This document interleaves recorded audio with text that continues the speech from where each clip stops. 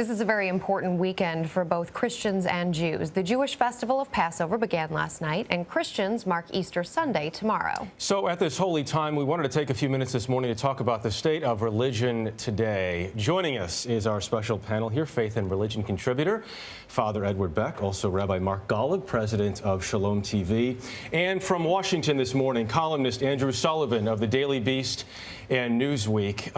Andrew, I want to start with you. We should mention you're a longtime Catholic, by the way, and you wrote a rather provocative article in Newsweek that is called Christianity in Crisis. The subheadline Newsweek put on this said, Christianity's been destroyed by politics, priests, and get-rich evangelists. We've seen crises before. Is it especially bad right now?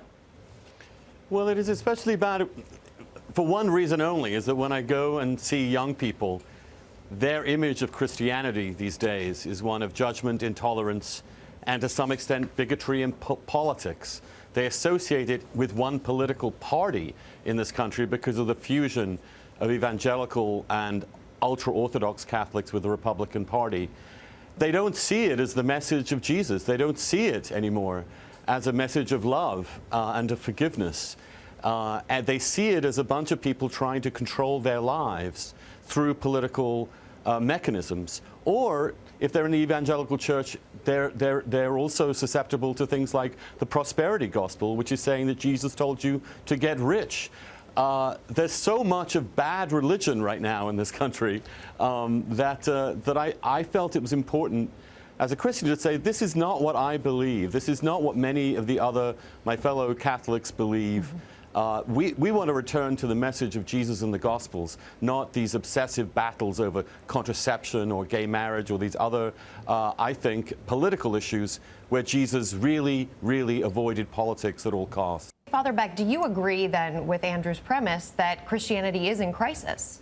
I wouldn't be as pessimistic as Andrew is right now. I think if you look at our country, we remain a country of believers and a country who has faith that religion has meaning and can do a lot of good.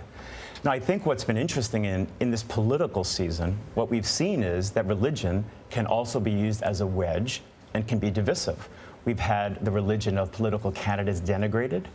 We've had our president's religion questioned. And so people have been using religion in divisive ways. And I guess what I'm so happy about this week is, we have Passover, Easter together. We see the convergence of our religious traditions, what we hold in common, not so much what divides us. Rabbi, to Andrew's point here, a poll from the Pew Research Center, these are some staggering numbers, I think. Is there too much expression of religious faith and prayer by political leaders? What Andrew was just talking about there. Look at the numbers, compare them between 2001 and 2012. And the number of people who feel that politicians are manipulating religion is stunning. Too much? Most American Jews don't relate to a lot of discussion of religion in politics. At the same time, the Religious Action Center in Washington did a study of their own they just published. And the most important thing to Jews is a sense of social justice from within the American government. So that from a Jewish perspective, what we want is a government and a culture that cares about people. It's all about people. And as Father Beck just said, what we're trying to do with this season is unite together in a spirit that respects the dignity and the sanctity of every human being. Andrew, you talk about trying to return to some of the essential teachings of Jesus, as you talk about Thomas Jefferson once did. Any indication people are starting to do that? Unfortunately, I think there are a lot of conversations going around outside the hierarchies of these churches about how to reclaim Jesus from the distortions of politics and from the way in which Jesus has become part of even partisan politics in this country. So I'm not pessimistic, as the Father said. I'm optimistic about the faith. I'm pessimistic about the church. I mean, we've seen in the last 10 or 15 years, certainly in the West, in places like Ireland, for example, an ultimately Catholic country, a complete collapse of the church. We've been we've been exposed to the fact that the Catholic hierarchy was essentially an international conspiracy to rape children for many years, and the people responsible for that have yet to resign or yet to take full responsibility.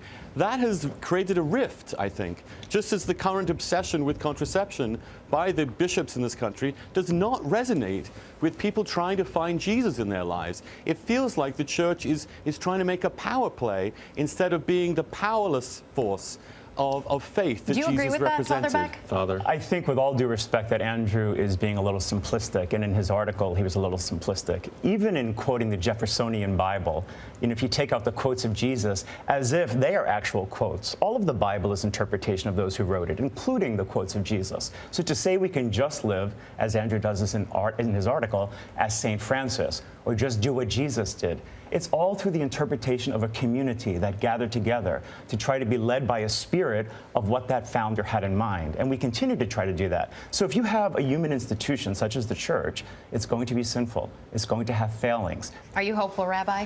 Very hopeful, and I feel bad for the fact that there's this discussion at the moment. I really can't take part in it. I only know this. We're celebrating Passover. It is a delicious Jewish moment when families get together from all over the country, come together, sit around a table, and express the value that no human being should ever enslave another. And that ultimately, I would hope that the Catholic Church is really in the same mode. No one wants to enslave another human being, and that what we're trying to do is create a world in which people are as lovely as they can possibly be. And for the Jew, it's all about being together with people and the Jewish culture, and that's what Passover is. Well, on that note, we will wish all of you a happy Easter and a happy Passover. Thank you for too. being with us. It We was a really pleasure. appreciate it.